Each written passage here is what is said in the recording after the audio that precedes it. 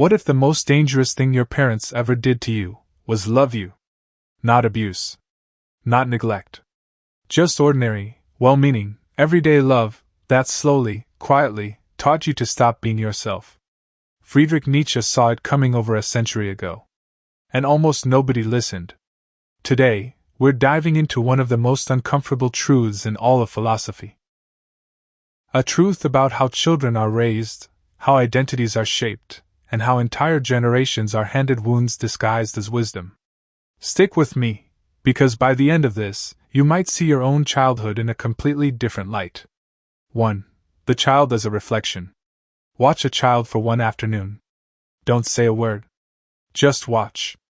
Notice how they hold their fork, exactly like their father. Notice how they roll their eyes, exactly like their mother. Notice that half-second pause before asking a question, that tiny glance toward the adult in the room, checking, is curiosity allowed today? You're not watching a child. You're watching a recording. Every child enters this world as something close to a philosopher. They ask why without embarrassment. They touch things they're told not to touch. They cry without apology. They laugh without permission. For a brief, beautiful window, they are genuinely themselves. And then, slowly, patiently, lovingly, that gets corrected. Parents call it raising. Nietzsche would have called it taming. 2. The inheritance of thought. Here's the thing about inherited stupidity. It doesn't announce itself. It doesn't show up loud and obvious. It arrives quietly, wrapped in familiarity, wearing the clothes of common sense. It says things like, "That's just how things are. Be realistic. You'll understand when you're older." Nietzsche saw something that most people still refuse to see. Most people don't think, they repeat. Most people don't choose their values, they absorb them. They spend their entire lives performing a script handed down by parents who were handed the same script, stretching back through generations nobody can even name. He called it the herd. Not as an insult, as a description. A herd moves in the same direction not because they chose the destination, but because the animal beside them is moving. And the herd enforces its rules not through violence, but through something far more powerful: belonging. 3. The cost of belonging. You want to belong, don't you? Every human being does. And that's exactly what makes herd morality so dangerous. It doesn't force you to comply. It just makes non-compliance feel like exile. It makes the child who asks too many questions feel like a burden. And so, ordinary, well-meaning, loving parents do what the herd has always done to its young. They domesticate them. But here's the twist: they don't do it with cruelty. They do it with worry. They see a dangerous world, and they want their child to be safe inside it. Which means, in practice, they want their child to be acceptable to it. Not exceptional. Not honest. Not free. Acceptable. Most parents teach 4 things above everything else. Obedience, not from understanding, but reflex. Fear of failure, dressed up as ambition. Emotional suppression, called strength. And worst of all, the belief that the group is right, that consensus is truth. A child who learns that will never be capable of standing alone in a correct position. They'll spend their life waiting for the crowd's permission before committing to a thought. 4. Breaking the pattern. What you won't believe is this: most parents aren't raising children. They're raising mirrors. The parent who was humiliated for being different raises a child desperate to fit in. The parent who was never allowed to feel anger raises a child who doesn't know what to do with their own rage. We call this protection. But at a deeper level, it's projection.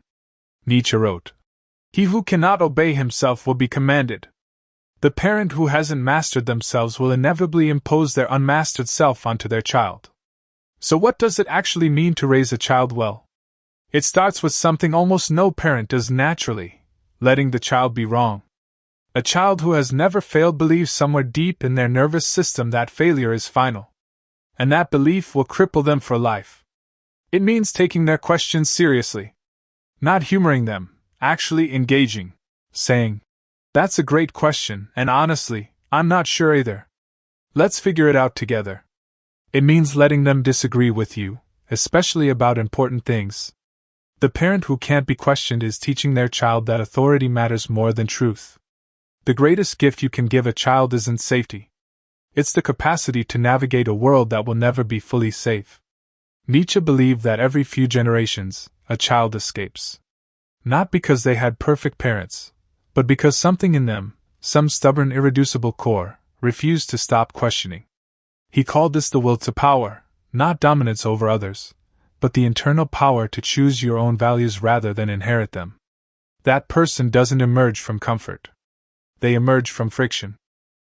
Here's what Nietzsche left us with. One must still have chaos in oneself to be able to give birth to a dancing star. The child who becomes something rare, something genuine, something free, wasn't protected from chaos. They were taught to dance inside it. And the parent who makes that possible? The one who holds their own uncertainty without collapsing, tells the truth without needing applause, and loves fiercely without needing the child to stay small. That parent is doing something the herd will never celebrate. But one day, when that child, now grown, now tested, now standing alone in some hard moment, reaches inside themselves and finds something solid. That's the payoff. Quiet, unannounced, and completely real. If this hit differently than you expected, you'll want to check out our video on how Nietzsche's philosophy can completely rewire the way you see yourself. It goes even deeper, and people are calling it life-changing. My question for you: what's one belief you were raised with that you've since realized wasn't actually yours? Drop it in the comments. I genuinely want to know. And if this video made you think, hit that like button. It genuinely helps more people find this content.